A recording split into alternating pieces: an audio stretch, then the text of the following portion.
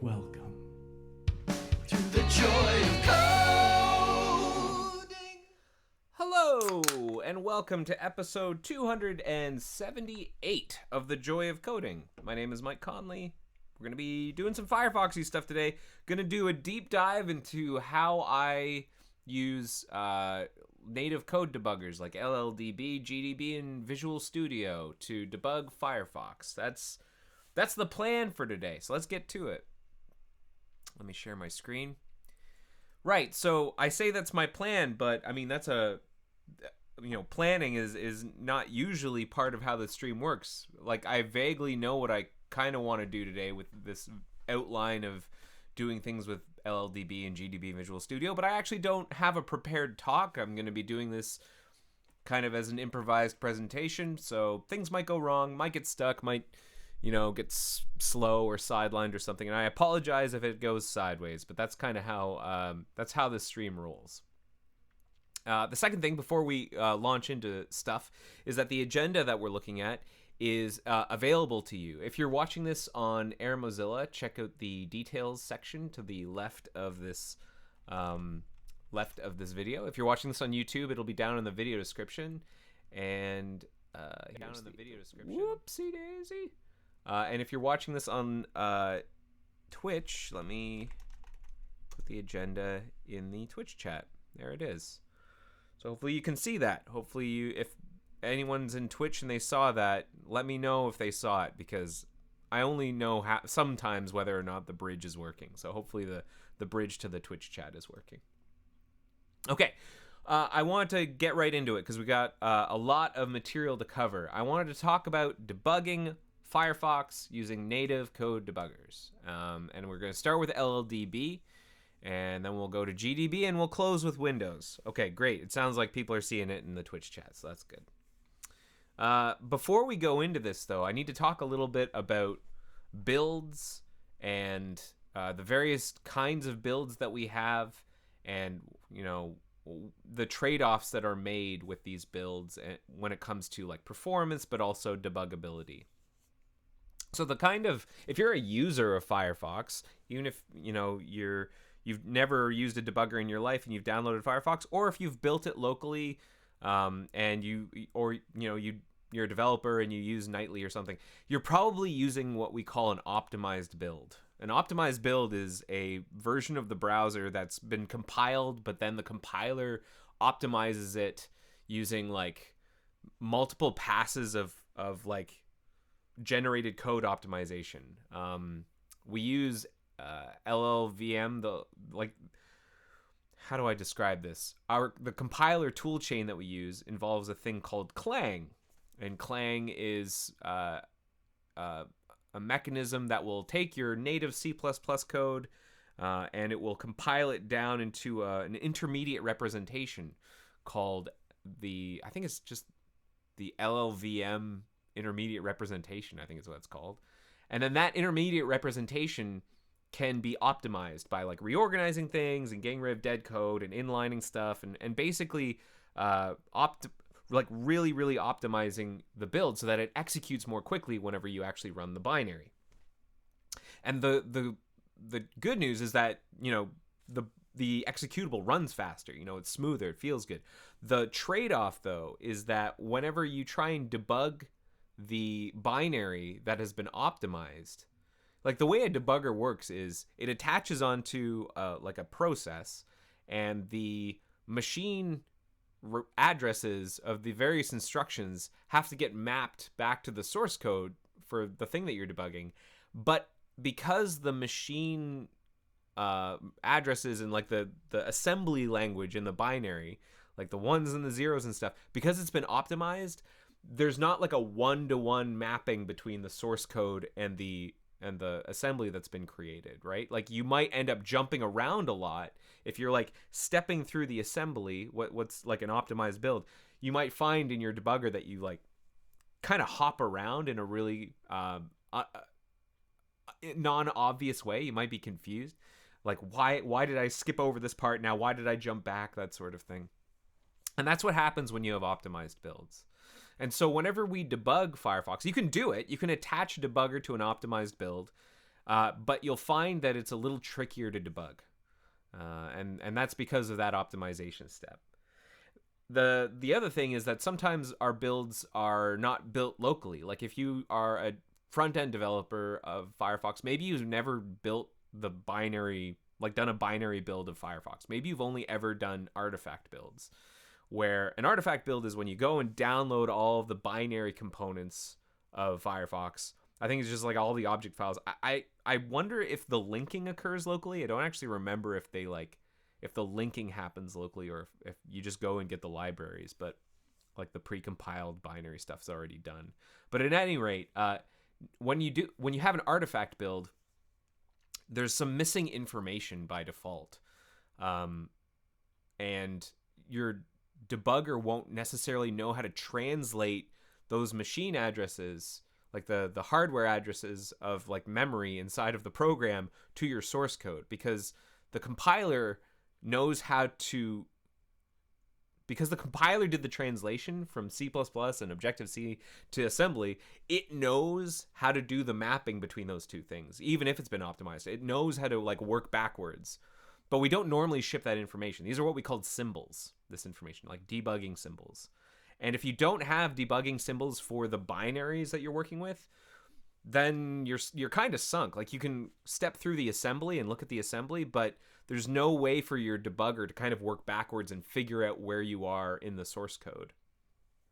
And so that's why it's difficult to debug artifact builds, because normally you don't get the symbols along with the artifact build binaries. You just get the actual like binary components, and that's it. Now, it's possible, I've never tried this, it's possible that our artifact builds actually include the symbols. Like you might be able to go and download the symbols for the stuff that you've downloaded for your artifact build, and then you can tell the debugger about them, and maybe you could make debugging work for an artifact build, but I've never done it. And so I'm going to focus on debugging what are called unoptimized debug builds. So debug builds, like this is basically a build configuration for Firefox. In fact, let's see if we can find some source docs about debug builds, because I think this is important if people want to try this out. Benchmarking, debugging with GDB. Like there's a bunch of documentation on a bunch of this stuff already, by the way. Like I'm not inventing anything new. I'm demonstrating what stuff that's already kind of documented here, but I thought it'd be kind of neat to see it. Understanding artifact builds, how to make a debug build. Maybe we'll just Google it. Firefox debug build, because these are the ones that are the easiest to building with debug symbols. Yeah, this is what we want. Well, no, it's not exactly what we want. That's how you can create the debug symbols that the compiler and the debugger will understand. I think this is what we want. Configuring build options and like saying enable debug and disable optimize. This is what I normally do. I disable optimize and enable debug. This one's enabling optimize. I disable optimize to disable compiler optimization, and that's what's going to make it easier to step through things in the debugger. And then if you enable debug, that's another step where like you'll get a lot more logging in the console, and that might slow the build down quite a bit, but it's really, really valuable, and you'll hit debug assertions, and that's kind of nice. So I normally add these two options whenever I'm using a debug build. I do disable optimize and enable debug. And if you're not sure what these symbols are, I'm gonna put this link for this documentation in the agenda here so people can check it out, because I think it's kind of important. By default, if you were to just download and like clone the repository and build, it's gonna use like probably the default settings, and that will not be a debug build. It'll be an optimized build, maybe even an artifact build. And so you have to kind of tell it, you have to opt in to getting debug builds. And this documentation will describe how you do that. You have to basically create a file in the source directory so that you can set these configuration flags. Okay, so let's pretend we have a debug build, because I do have a debug build locally. Where's my Yeah, here's my terminal. I finished my debug build earlier today. Let's make, oh, why did it move to the other window? Let's make sure it runs. Now, the thing about debug builds is that they are super slow, super slow. And that can be annoying. That can be, you know, that can make debugging problems a little bit trickier. One of the things you can do if you don't want it to be so slow is you can like disable optimize, or sorry, disable optimize, but disable debug, basically. So you have a non-debug build that is also not optimized, so it'll be a little bit slower, but it won't be as slow as a full-blown like debug build with no optimization. That's like the slowest you can get, but it's also the easiest to debug, and you get the most information in the terminal. Like, this is the sort of stuff that we get from a debug build, by the way. You get a lot of like logging information, which is useful sometimes, warnings. Yeah, what else is interesting in here? You know, it's talking about there's some like localization issues in certain things. That's interesting. I don't think you'd normally see that if you were to run the opt build. But here we go. We have our build, and so it works. Now, what I'm going to do is I'm going to show you how I attach my debugger in Mac OS. I'm going to start with Mac OS. Mac OS ships with a debugger built in, a command line debugger. And I'm going to pause there because I also wanted to mention that there are lots of different tools for what I'm about to do. You know, there are lots of debuggers. There isn't just one way of doing these things. I'm about to show you the way I do these things, and it's not pretty. It's not always pretty, and there are definitely alternatives. So you shouldn't watch this and think, oh, this is how it's done. This is a way it can be done, but there might be much better ways. This is just the way I do it, okay? And it's, you know, cards on the table. It's sometimes not pretty. Command line debuggers in particular are not pretty, and I'm about to show you what I mean. So I'm going to open a new terminal and pump up the font a little bit here so you can really see what I'm doing. And on Mac OS, we get a debugger tool by default, I believe, or I'm pretty sure you'll get it either by default or if you run mock bootstrap whenever you build Firefox. So chances are you have this tool if you're building Firefox on Mac OS. And you can find out by going to, like, if typing in LLDB in your terminal, and if it spits something out, like if you press enter and it shows you this little command prompt, then, you know, you've got LLDB. And then you can quit by saying just quit, sorry, not quit, parentheses, just quit. That's how you get out. Okay, so what we want to do, what I'm going to show you first is how to attach to a running process. That is what I normally do. That's what I often do whenever I'm debugging the Firefox on macOS, is I will attach to a running process. And you have to remember as well that Firefox is a multi-process program. And so you have to think about which process you want to attach to. LLDB, as far as I understand, will only attach to one process at a time. And you can have multiple LLDB instances attaching to different processes. Like if you want to attach to the parent process, you can do that in one. You can attach to a content process in another, but you can't actually tell it to attach to multiple and like switch back and forth between them. At least I've never seen anyone do that. And I don't know how to do that. But you can at the very least attach to one. And what I want to do today is try to attach to the content process of a page. Like, for example, I'm going to go to CBC. And it crashed. Hang on, what happened here? I must have hit some kind of assertion. That's what happens whenever you have a debug build, is you'll hit assertions sometimes. Assertion failure in some kind of thing. All right, well, let's try running that again and see where we can get. Super cool, super cool. Great start, great start. Let's see if we can get to a web page. If we can get to a web page, we're in fine hands. If it doesn't work and we can't get to a web page, I have a different plan in mind. We can try something else. So let's go to example.com. Maybe that's less intense for our debug build to rationalize. to do something about. Okay, so we've loaded example.com in our debug build. And on Firefox nightly, one of the things that's really nice is if you hover the tab, it will tell you some information about it. And that's kind of a hard to see tooltip, but what it's saying after the title of the tab is the process ID of the content. And there's only one, because we don't have any subframes, nothing from other domains or anything. It's just this one process, and it's process ID 88925. That's a key piece of information.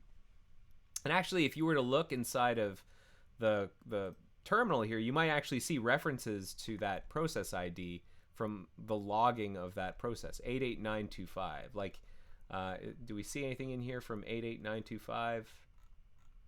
I can just search 88925. Yes. So like there's a little bit of logging from that process in here.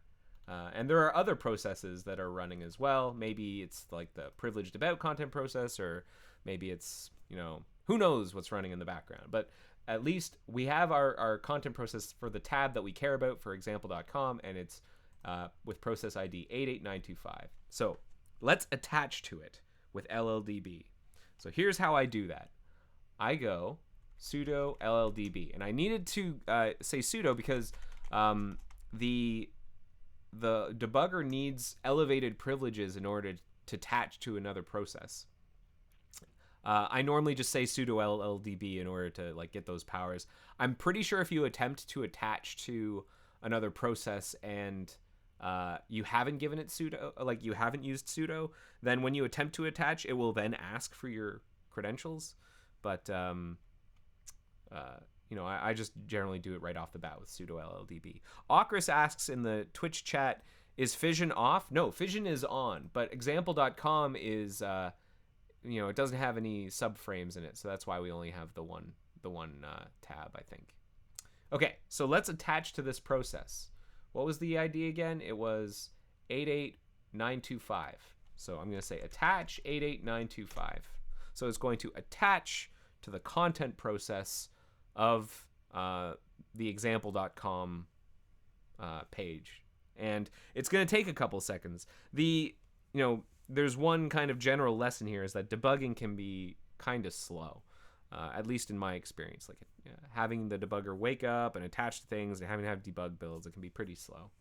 And that's just kind of the way it is, unless you use more powerful tools like RR or Pernosco or something. Okay, so now we are attached to our process. And I believe by default, whenever you attach, it stops the process wherever it is in execution. So like the content process is probably now hung. It's not doing anything. Like notice that the cursor isn't turning into the pointer finger whenever I hover more information, because this content process is now stuck. It's not doing anything, and that's on purpose because we have stopped it. And we can actually look at the backtrace. BT stands for backtrace. We can look to see where we are, what's on the stack at this point that we're currently stopped at. And this is a bunch of really cryptic stuff, but this is the stack. And it looks like we are just spinning the message loop on, what thread are we in? Thread 1, the main thread. That's where we're currently stopped, and we are spinning the message loop. Maybe we were processing a message, and then no, what we're doing is we're waiting. It looks like we're just kind of hanging out. We're idling, which doesn't surprise me. Like we weren't doing much, so we're idling. And if we are done pausing, we can continue, and then the process resumes, and now we get our pointer back. This content process is alive. Okay, so we are now attached to this content process. Let's see what happens whenever when we do stuff. Like, what happens when we click on a link? Can we figure out, and step through the process of clicking on a link and see what happens? And I don't want to go too deep into the weeds on like what actually happens when you click on a link, because that is a deep hole, a rabbit hole. But at the very least, let's see if we can capture the stack when we do that, and then maybe do a little bit of stepping through and stuff. So one of the things about debugging is that it's a little bit of like, it's helpful to know a bit about the code in order to know what to attach to. I know that's a little what am I trying to say here? What generally the entry point into debugging is breakpoints. You tell the program to stop, and you have to tell it to stop at a certain point in the source code. You can like add a bunch of conditions like stop whenever I reach this line if these conditions are true, like that sort of thing. Those are called conditional breakpoints. But in order to know where to stop, you kind of need to know where you want to stop. Like you need to kind of know the source code. And so a little bit of investigation can go a long way. And I happen to know, for example, that whenever you click on a link, there is a method called link click sync, I believe. On link click sync. Now, how did I know that? Because I've run into this code before, but oftentimes what I'll do, especially if I'm in unfamiliar code, is I will use like Searchfox to search for interesting methods that might be related to the sorts of things I'm interested in, and then I'll attach breakpoints to all of those things, and then go through the actual actions inside the browser and see if I hit those breakpoints to help me validate my assumption that these things that I've set breakpoints on are involved. Because sometimes things are poorly named and they seem like they're involved, but they're actually not.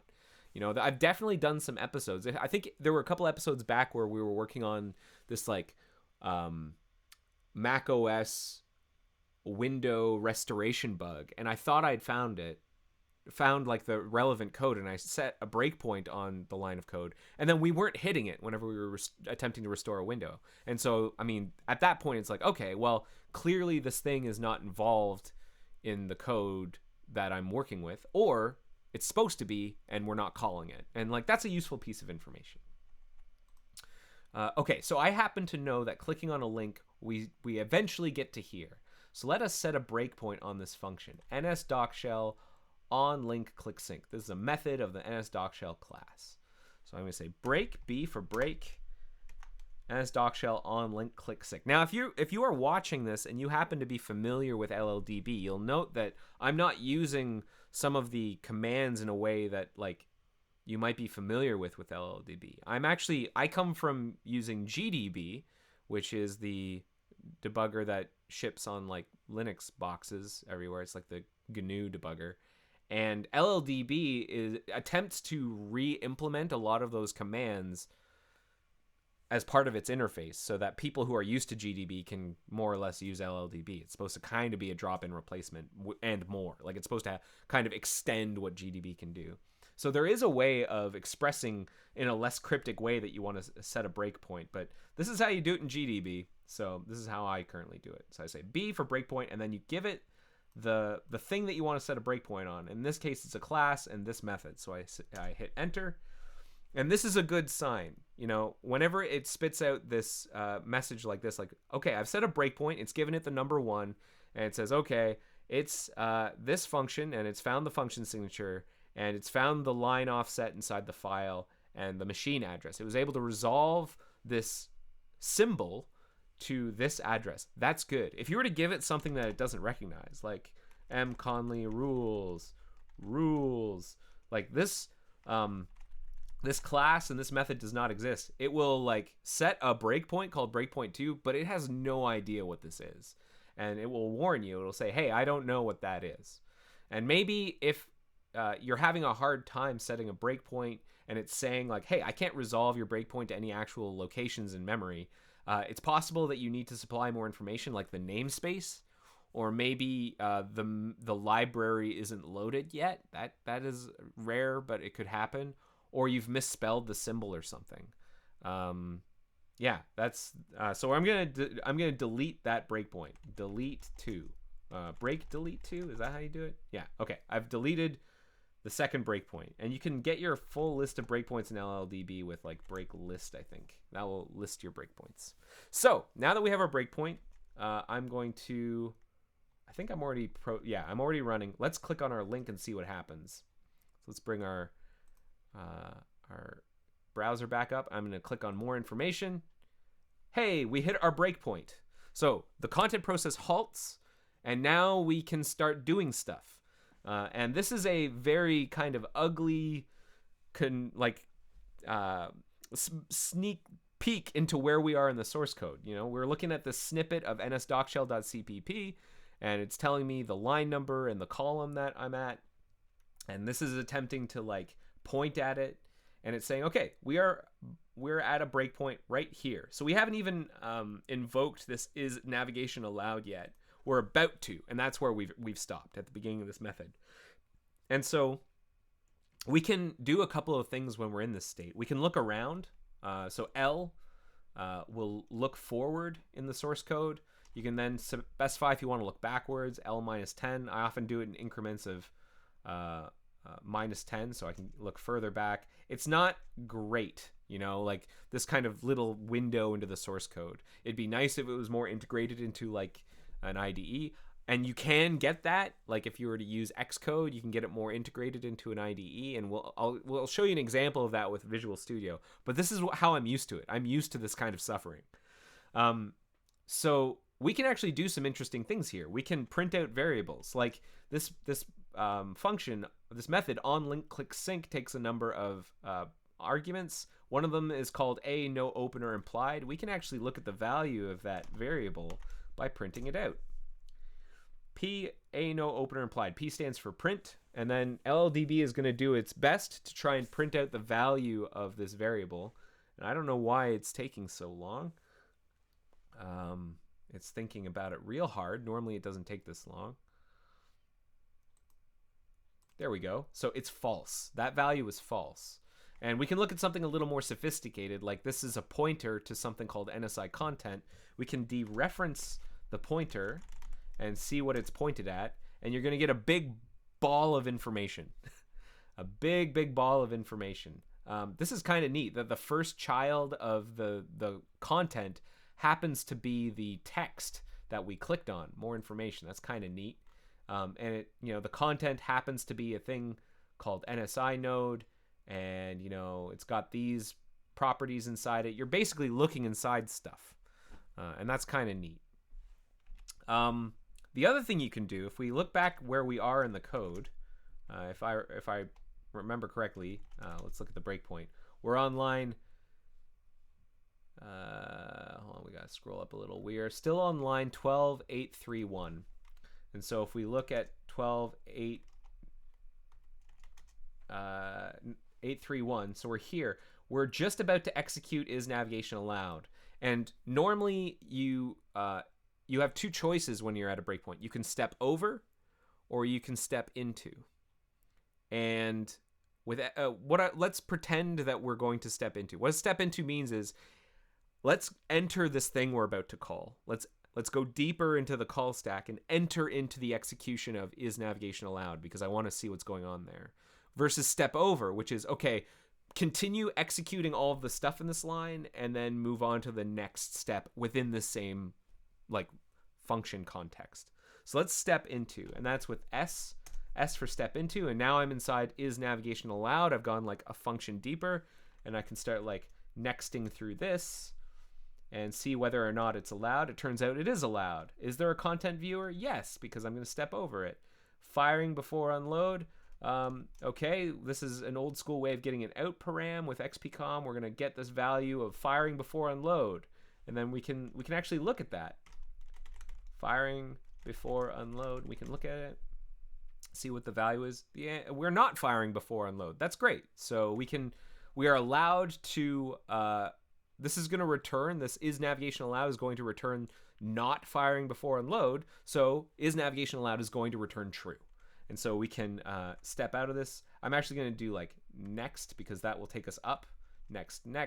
And now we're at the or, and it's going to execute this next thing. And I don't care about executing is okay to load URI. Like I don't want to see what's going inside. So I can just say next to go to the next block inside of on link click sync. And so now we go to the next line. We jump over a bunch of these comments and we go to this next line. And this is it. This is the story. This is how you debug things in something like LLDB or GDB. It's very similar. In fact, GDB is going to be pretty quick because it's basically going to be the same thing. I'm going to show you the same thing.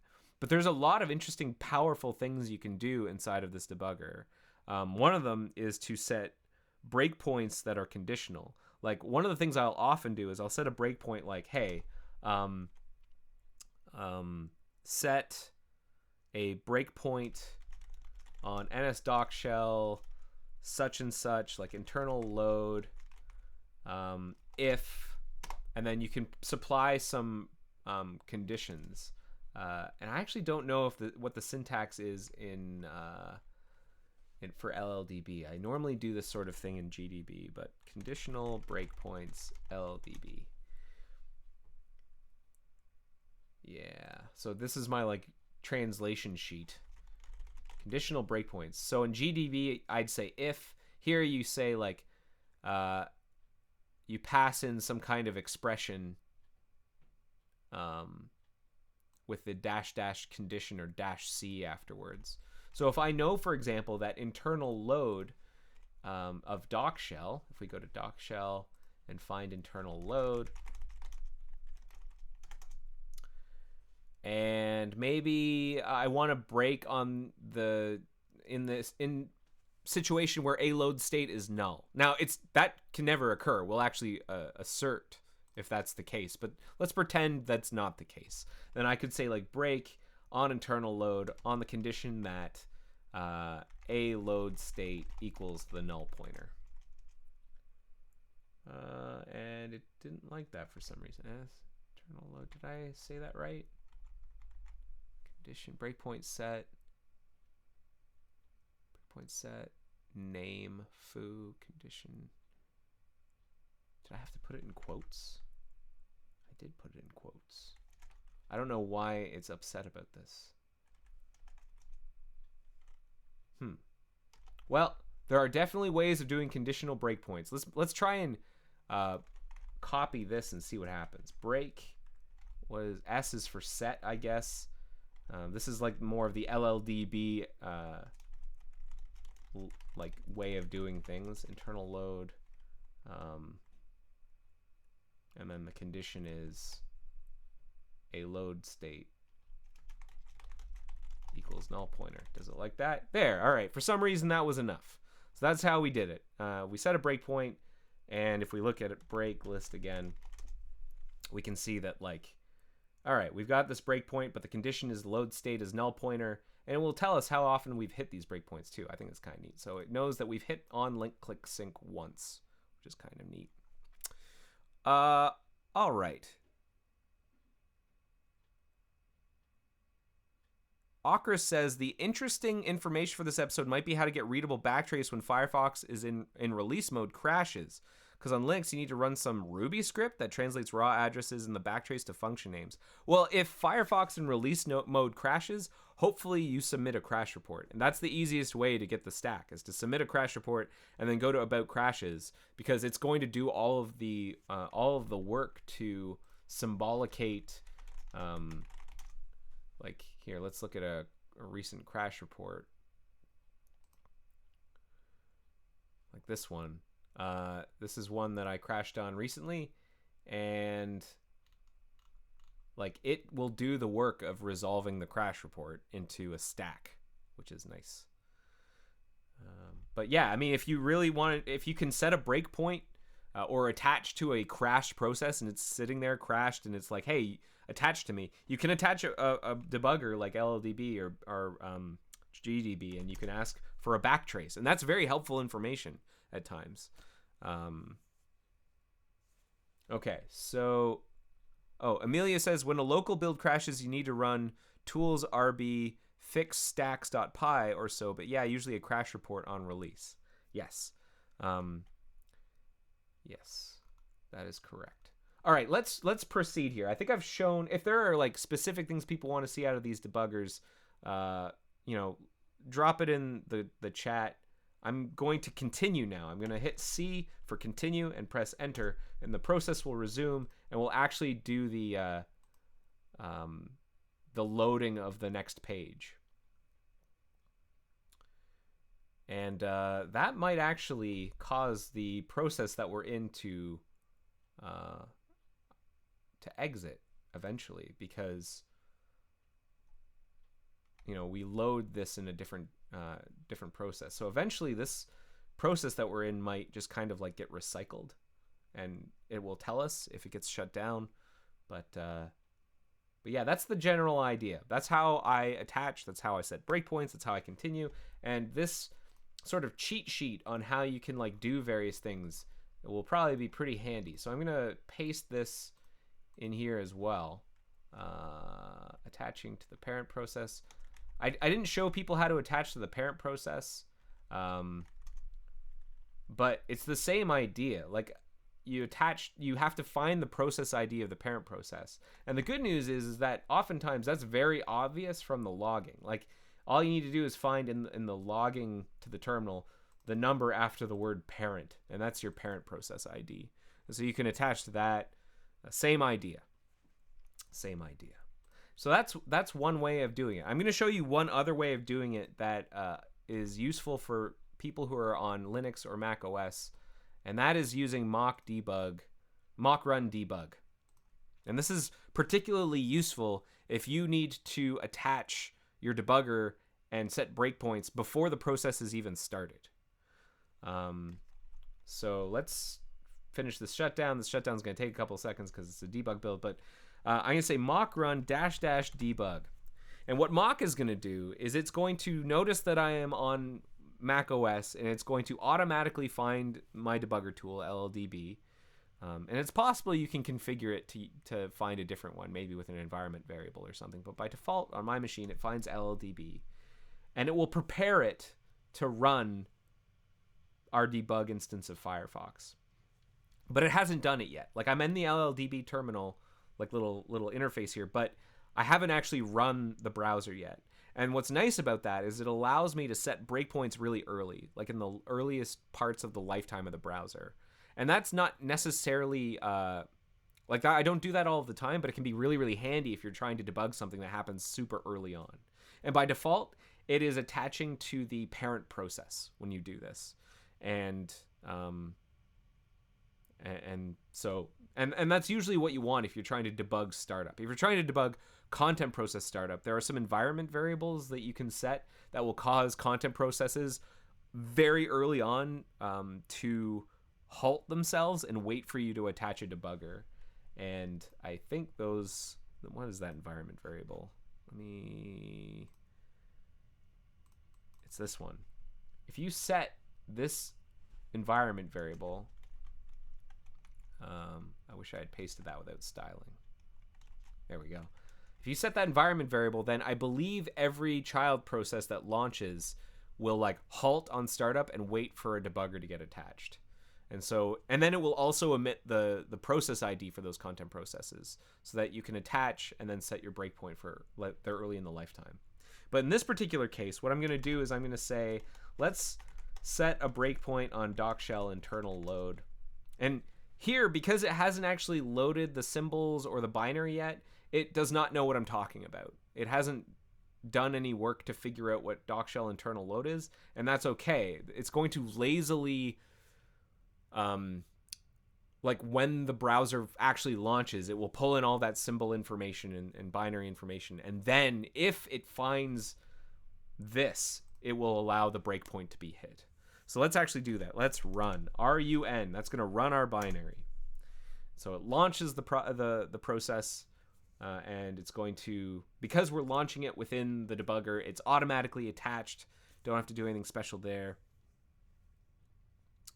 And there's just a little bit of a delay because we're talking about debug builds here. So it's going to take a second here for LLDB to sort stuff out and for the debug build to sort of get its act together. And then boom, we hit our breakpoint. We don't even have a window yet, which isn't super surprising because the first docshell that we probably want to load is either the hidden window on Mac OS, which is the thing that gives us our toolbar at the top, even when all the other windows are closed, or it's the main browser window. But we are inside our internal load method, and we can start stepping through this like we were doing before. And when we're happy with what's going on here, we can hit continue, and then the rest of the browser will, oh, we're loading something else. All right, continue, and we'll keep going, and eventually we should get a browser window. Oh, we have more doc shells to load. And the thing about debugging the parent process is the whole thing, like the parent process is the thing that responds to user input events. So the whole browser becomes unresponsive when you hit a breakpoint. That's the thing to keep in mind. The content processes are still alive, and they're still like kind of doing their thing. If they're, just spinning their message loops, they'll just keep doing that. If they're like waiting for information from the parent synchronously, they might halt, they might get stuck, but otherwise they'll keep spinning their wheels. The whole tree of processes doesn't stop, just the one that you break on. So it's a little bit like stopping a single gear in a very sophisticated set of gearing machines, and others are spinning independently because those are threads. And eventually we should get our browser window, and we did. Okay, so that's LLDB. Crash course in LLDB. I hope that's useful. I'm going to quickly switch now to GDB and a sneak preview of RR, because RR is a very powerful tool, and I know that Amelia is watching. I know he's a big fan of RR and Pernosco. Unfortunately, I don't think I have a Pernosco. I'm not a Pernosco expert. That is a separate tool. You can think of it as like RR with a lot more. But we'll get there. You know what? I'm getting ahead of myself. We'll get there. Let's look at GDB. So let me shut down our browser here. I'm just gonna I'm just gonna quit LLDB. It's gonna kill everything. Okay, we're done. I'm gonna switch over to my Linux machine, which is in which terminal? This one. So what we're looking at here, I am SSH'd into my Linux box. Excuse me, and I'm going to do much the same that we did before just now, where I'm going to launch Firefox, because I don't have a display attached, or I do have a display attached, I believe. I'm gonna say display 0, because I've got, I should have, I'm inside the window manager. So if we I'm gonna bring over the this is the remote machine that I'm signed into with SSH, and there's my Linux VM just sitting there, so we can kind of watch it from the corner of our eye, and there's some random memory.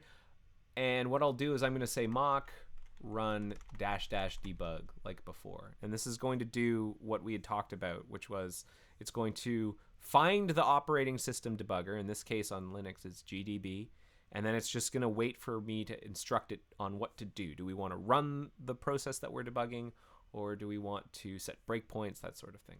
So let's do that. Mock run -- debug. Okay, we are in GDB. Very, very similar to LLDB. And so what we can do here is we can set that same breakpoint as doc shell internal load. And it has no idea what I'm talking about. Now, what GDB is going to do is, like, instead of LLDB will just warn and will go ahead and attempt to use those breakpoints when the binary information is loaded. Here it's asking me if I'm sure I know what I'm doing. Like, hey, should I couldn't find this thing. Should I attempt to set this breakpoint and hit this breakpoint in a future library load? And I will say yes, because I know that this is coming. This doc shell internal load thing is coming. Now let us run the program. And so we should eventually see our debug build of Firefox appear here on my Linux machine.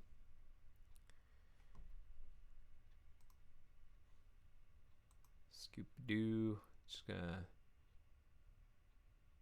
take a second because it's a debug build. It's got to load a bunch of stuff into memory. All them symbols. While we're waiting for this, I'm going to briefly describe what RR is, because this takes command line debugging into the stratosphere. So if you've ever used a debugger before, a JavaScript debugger, or a command line debugger like LLDB or GDB, or any debugger really, one of the things that you may have run into is the fact that it works in one direction. When you execute the program, you can break, but then you proceed into the future. Time works in one direction, forwards. and you can't really go back and see the way things were. What RR is what's called a time travel debugger, which allows us to record an execution of Firefox or any number of binaries.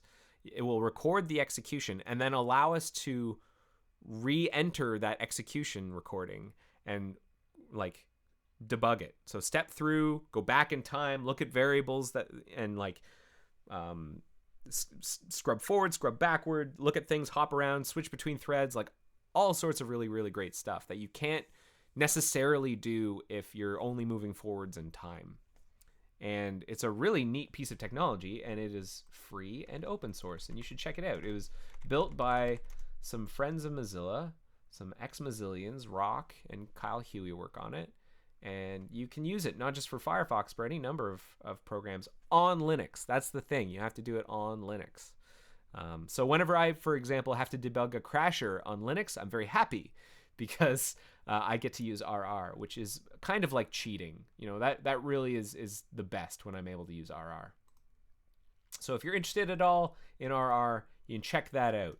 Think of RR as time travel GDB debugging. It's the best. So anyways, back to GDB. So I've attached here, and like it's reporting a bunch of stuff, and it's waiting for me to like accept all of this information. I'm saying, yep, it all looks good. And I've hit my breakpoint. Great. Same situation as before. I can next through. I can like step into functions like triggering principal. We can look at that. And it looks like this is just a simple getter, but we can print out the contents of some stuff.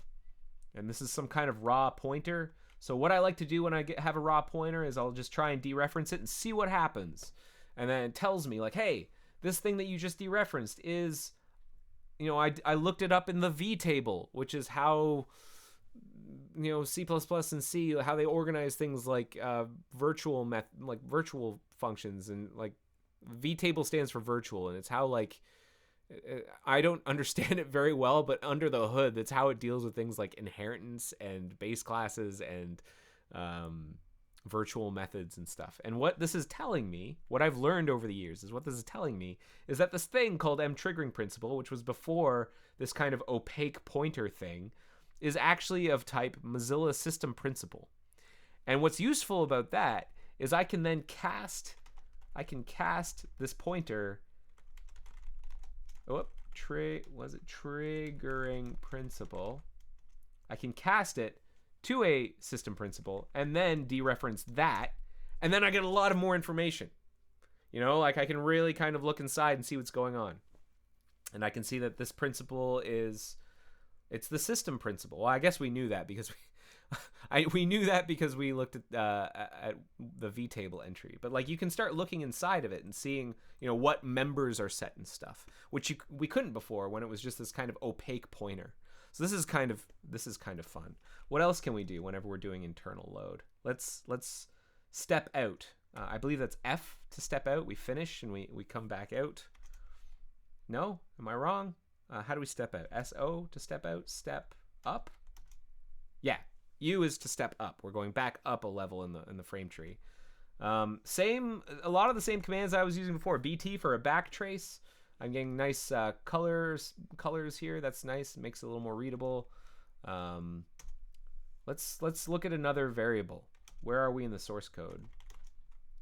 Oh, I'm going to show you something really, really cool that you can do in GDB. I don't think you can do this in LLDB.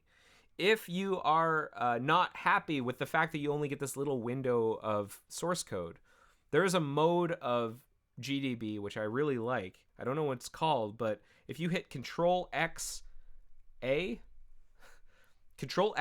release, then A, you get put into this interface, which is great. This is a lot more of what I want, which is like, okay, I can see I've got the terminal down below and the source code above, and it just like highlights where I'm at. That's great. I love this. Now, sometimes this messes up if, for example, I try and print out some stuff to the terminal and it like overflows. I don't know if it's because it's not working well with Byobu, which is like my multi-screen thing, or maybe it's just GDB has a hard time dealing with that. but I love this view. And when I'm in GDB, I tend to use it. And so I can like step next to this, and we can take a look at this variable. Should take focus. Let's look at the value. It's false. Okay. Let us try doing something else. Let's look at a string.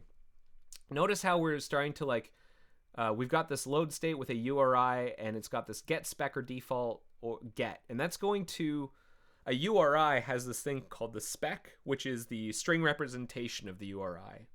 And .get will give us the like pointer for it. And so let's see if we can print this out ourselves. I'm very curious. I don't know if this is going to work. This might just crash the whole thing. Who knows? So I'm going to say, hey, print that thing.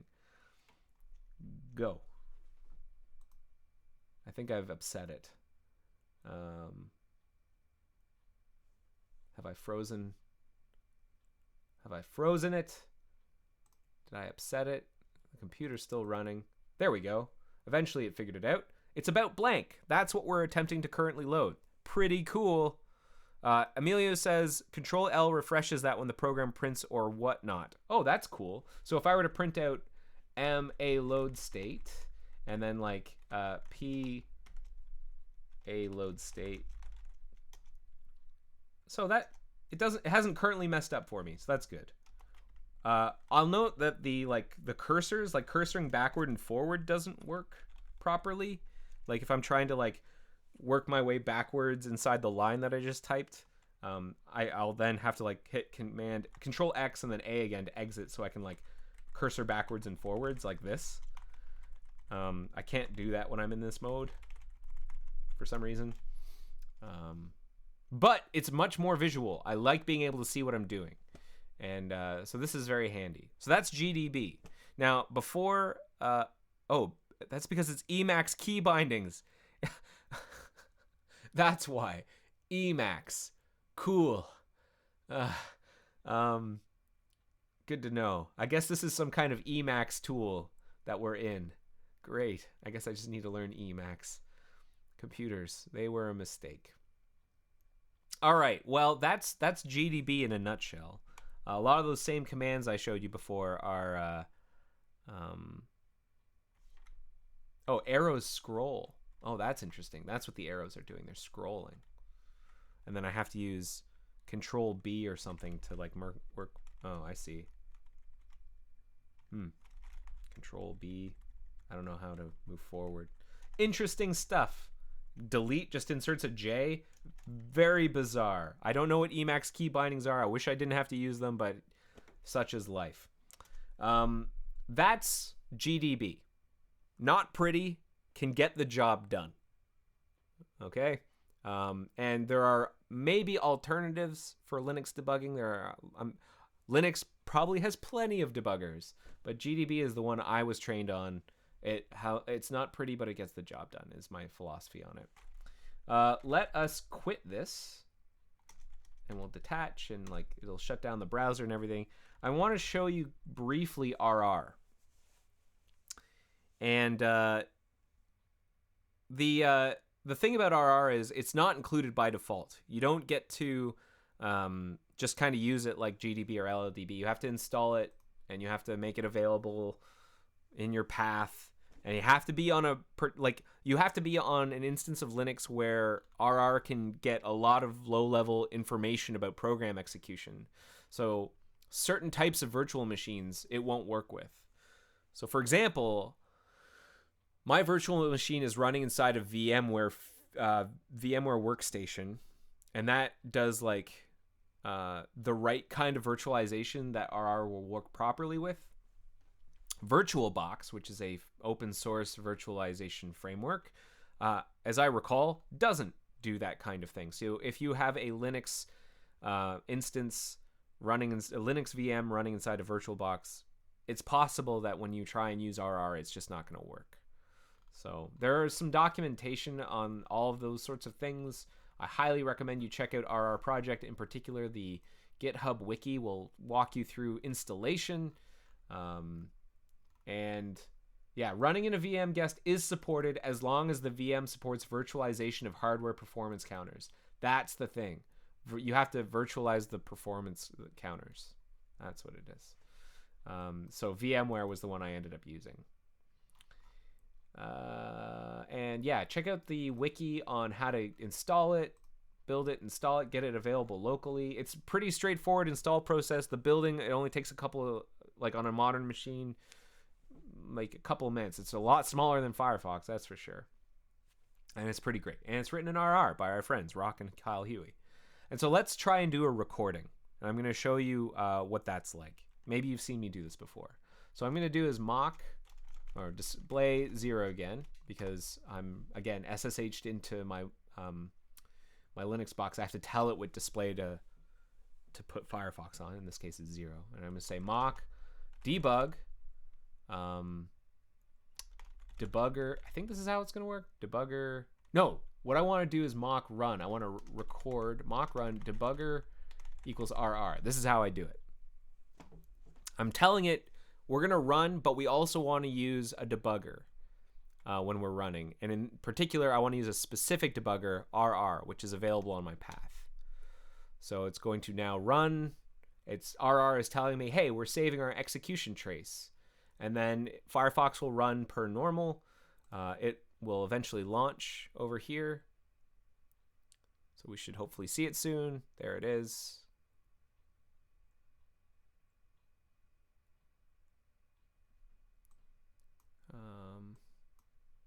And I just want it to run for a second, then we're going to shut it down. Scooby-Doo, Scooby-Doo. Yeah, this is the one trade-off of like Debug Build debugging, is the speed. The speed. Oh, it's a little tiny window. Good job. Okay, so what we're going to do here is we're going to let this run for a quick second, and then I'm going to shut her down.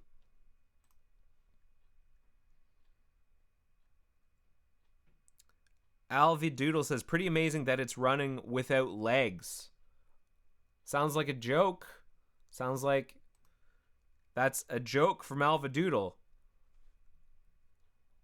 Nice. I like it. I like it. It's like the refrigerator, you better go catch style humor. I love it. That's like prank call humor. Okay, so we've got our instance of nightly running. I'm going to just shut her down now.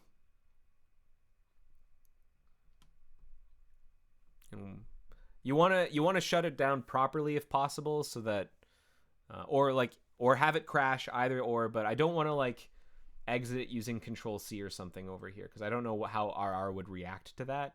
But basically the shutdown will proceed and the recording will be saved to my disk. And so shutdown, shutdown, shutdown, blah, blah, blah, blah, blah.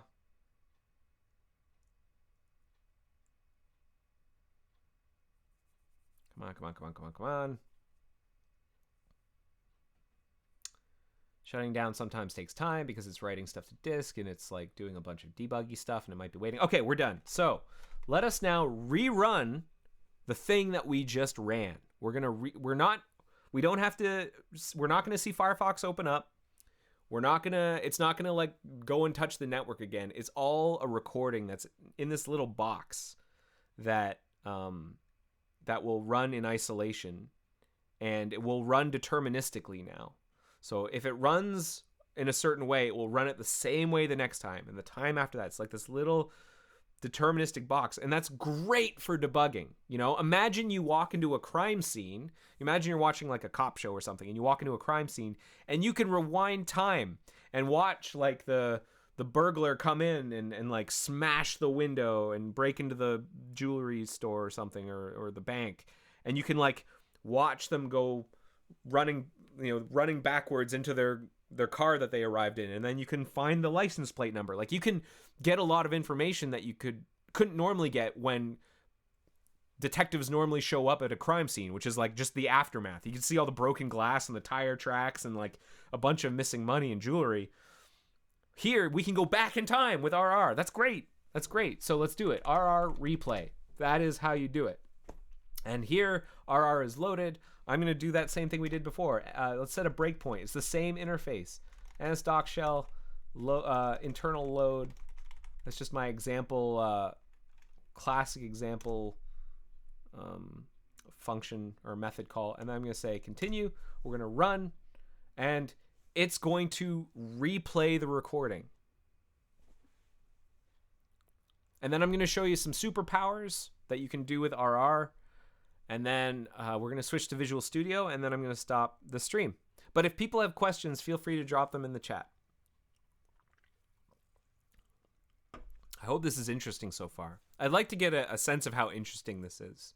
You know, if people are watching this and they're like bored out of their minds, if they think this is not useful, that's useful information to me. If this is actually useful information, that's also useful information to me. If it's middle of the road, maybe there's kind of like a variation on this presentation that you'd like to see in the future, let me know. Yeah. Okay, here we go. We're off to the races. And we hit our internal load. So we can like look at variables just like before. And we can like dereference it just like before. But here's the really neat thing. We can go, like, we can step forward and get our, you know, step forward thing here.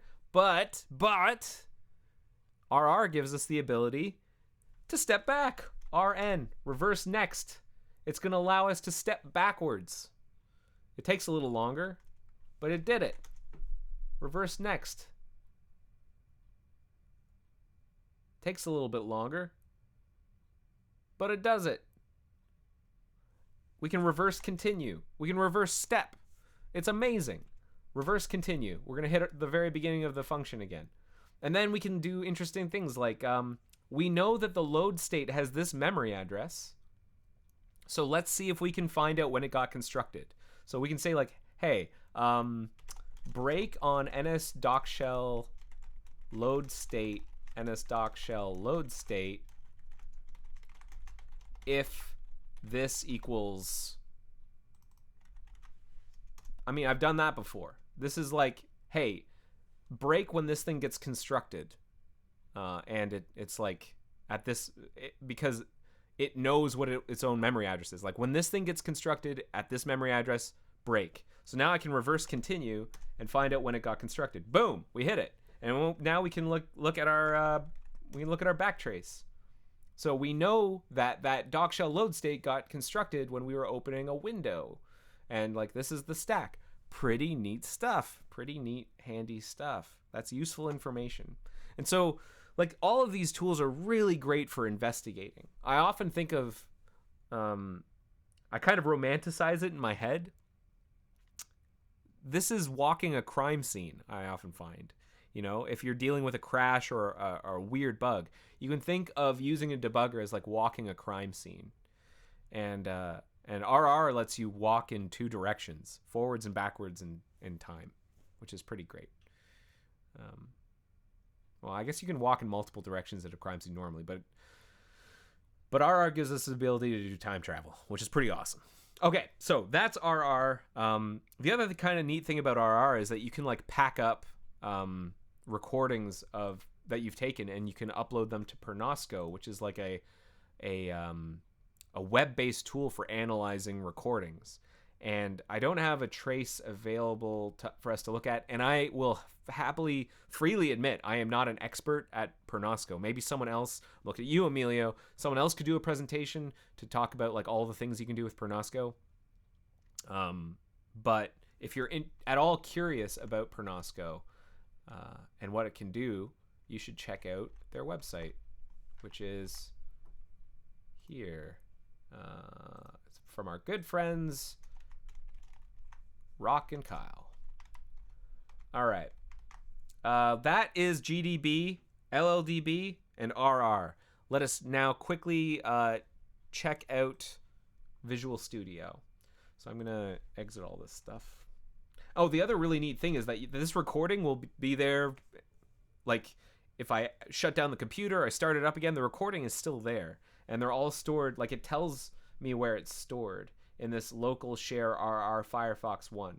And you can record multiple recordings. You can do it a bunch of times and then attach to particular ones. Like I didn't have to necessarily choose the latest one. I could have like provided a path to another recording, and it will like replay that one. So you can get a whole set of them.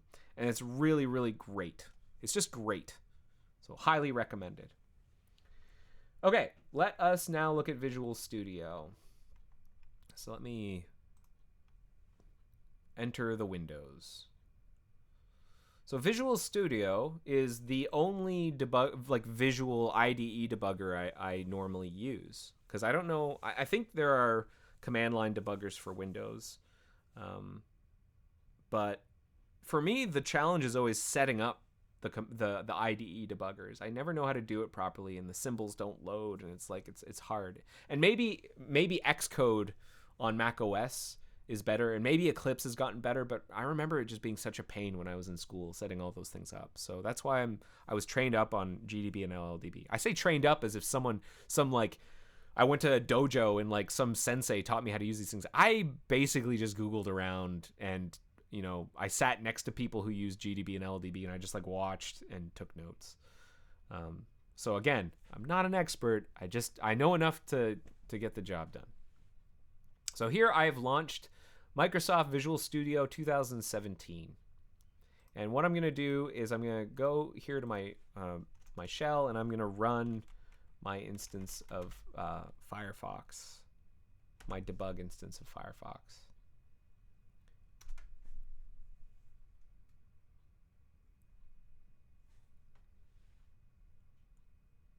And like on the other platforms, it's a debug instance, so it's a little slow to get itself sorted, make itself appear.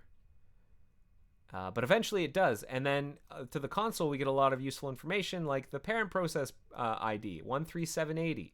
So in Visual Studio, what you can do, is you can attach to a particular process with a particular ID. And what it's going to do is it's going to give us a list. Now, instead of, I was about to attach the parent process ID, I'm actually going to do the example I did before, which was the content process. Let's do that instead. So we'll go to example.com and let's find the process ID of the content process like we did before. It's 14788. I don't know if you can see that. It's 14788. So let's attach to 14788. I don't know what's taking. Oh, I've got a filter on. 14788. There it is. That's the content process ID. And it just happens to have the name firefox.exe. I guess that's what we call all of our content processes now. It used to be plugin container, but I guess we renamed them. So I'm going to attach. And I have this old breakpoint here I'm just going to get rid of. And there, we're attached to this process. It's still running, but we can pause it at any time. And we can take a look at the call stack down here. You can see where we're stuck. Right now, it's like before. We're just kind of like spinning in the event loop. That's what this says to me. I know it's really cryptic. How do I know it's spinning in the event loop? It's the sort of thing like I sometimes equate looking at stacks and to looking at performance profiles, where you just learn to recognize shapes. And I would imagine, I'm not a doctor, but I would imagine it's a bit like looking at MRIs or X-rays, where if you look at enough of them, eventually you start recognizing patterns of like, okay, this is what this means. This bone is broken. This bone is not broken. This person is, this person has eaten a magnet. This is what it looks like. Hopefully they aren't in an MRI and they ate a magnet. That's a bad idea. Don't go to an MRI if you've eaten a magnet. I just freaked myself out. Okay, so let us set a breakpoint at that sync link click thing, because that would be handy for our example. So in Visual Studio, the way I do that is I go to the breakpoints tab down here, and I say new function breakpoint, and I say ns, what was it? What was that function? Sync link click? Doc shell on link click sync. So close, and I hit OK. And the thing about what's kind of nice about it is like I get a little more of a visual indication of whether or not it succeeded in attaching the breakpoint. It's the red dot means okay, you've got yourself your breakpoint set. And if I double click on this, I think it'll jump me to that point in the code. Yeah, and I can like reorganize this stuff, and I can like look at the code, and I can set other breakpoints. If I've got the source code open, I could like set another breakpoint here by just kind of clicking in the gutter here. But now let us trigger our breakpoint by clicking this. So here we are at our breakpoint, and apparently because we're at the very beginning of the function, a lot of these variables are not available for us to look at, but if we start stepping in, they'll get populated. We can start analyzing things. Like we can look at the principal again. Who's the triggering principal? It's a content principal. Oh, that's interesting. And then we can look at the URI of that content principal. It's an NS standard URL. Somewhere in here, we're going to find like what it actually is. Path query. Where is the actual string representation of this thing? Scheme spec, mspec. It's a string. It's http://example.com. Great. That's the information I maybe was interested in. You can set other breakpoints. You can step forward. The buttons for stepping forward are up here, like step over. You can step into. That's this button here. So we can check content is editable. Let's step into that. Okay, now we're inside this function. And we can see like the decisions it makes to figure out if a thing is editable. And it turns out, ultimately, for this particular case, it will be editable if we're in design mode. Are we in design mode? Let's step into that and find out. Step over. We're going to return false, it looks like, because the owner document does not have the flag is editable. Okay, so let's step out of this. Step out. Step out. And then, so it's not editable, so that means we're going to skip over this condition. We're not going to return early, so we move on. And that is how I debug stuff in Visual Studio. Now, what's kind of neat about Visual Studio as compared to the other debuggers is that you can attach to multiple content process or multiple processes. If you go to debug, you can attach to another process. I can attach to a content process in the same like session and then switch back and forth. In fact, let's attach to the parent process as well. The parent process is 13780. So let's attach to that one. Debug, attach to another process, 13780. Let's attach to that one. And then I can choose which one I want to be on. These are threads. Here's the process. So I can choose which one I want. Unfortunately, they have the same executable name, but I can choose, for example, to hop into the parent process and set a breakpoint in here of like, I don't know, function breakpoint on Mozilla. I don't know if this is going to work. Mozilla DOM canonical browsing context load URI. Well, does that exist? Okay, yeah, I guess it does. All right, let's see what happens. Well, I guess we didn't hit our breakpoint, but maybe we will if I attempt to like change the URL. Boom, we did. Inside the parent process 13780, and we can like start examining stuff. Like, let's step into the function and we can look at the URI that we're attempting to load. And it's like a bunch of, cryptic stuff, but eventually you can unfold it and you can make sense of it. I think that's all I want to say about Visual Studio debugging, except there's one more thing that you need to keep in mind about Windows debugging. And I actually, whenever I was doing some recent debugging on Windows, I ran into this, and it was not obvious. So on Windows, we have historically had challenges with third-party software that attempts to hook into Firefox to like inject DLLs hooks and like third-party software that's trying to like manipulate the executable somehow, and that is terrible for stability. I mean, some of these things are trying to do the right thing, I guess. They're trying to do what they think is the right thing. Like, they're trying to protect you from like evil malware that you might download or something. Like, I think often it's security software, like antivirus software, which I'm gonna just cards on the table tell you most antivirus software is garbage, and you probably just want to use Windows Defender. That is if you're on Windows, use Windows Defender. Hard stop. That's all you need. Avast, AVG, McAfee, Norton, like all that stuff. This point in time, garbage. Use Windows Defender. That's my opinion. That's not Mozilla's opinion. But that's my opinion, and I'm sticking to it. The reason I bring this up is because we put in a lot of protections to prevent third-party software from injecting DLLs into our process. Because that's a thing you can do on Windows, is you inject DLLs. And the way we do that is using a thing called the launcher process. And whenever you run Firefox using mock run --debug, unfortunately, what it's going to attach to is actually the launcher process, which is less useful than you'd think, because the launcher process goes away after a little while. Like its job is to like be the bootstrap for actually launching the actual Firefox, and it does it in a very interesting way. But I found that was kind of like a weird gotcha. And the way I've found to get around this is to disable the launcher process effectively whenever you use mock run debug. So let me show you how that works, and then we'll call the stream there. So I'm going to shut everything down. We're going to detach from everything. We're going to shut this down, and we're going to go back to our terminal. I think the command will be, there's a pref basically that you want to set to disable the launcher process. And I have to remember what it is.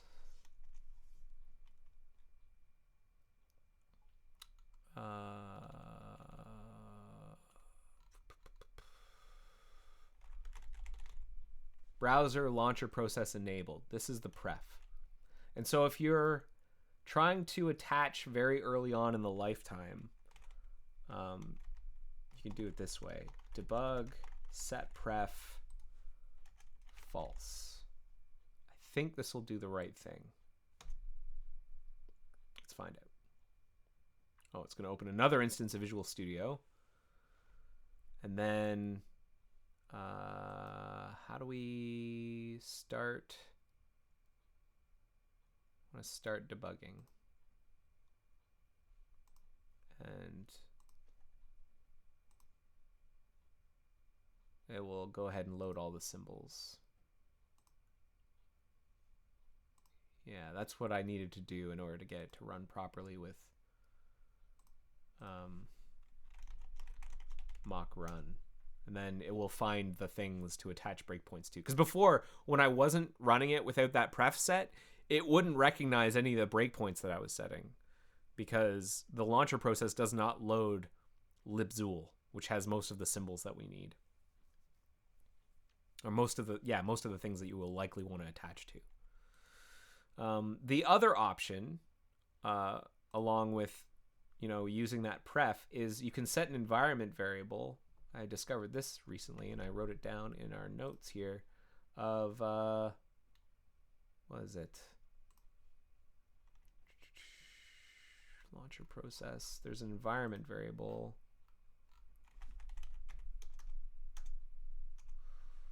Moz debug browser pause. So you can do this as well.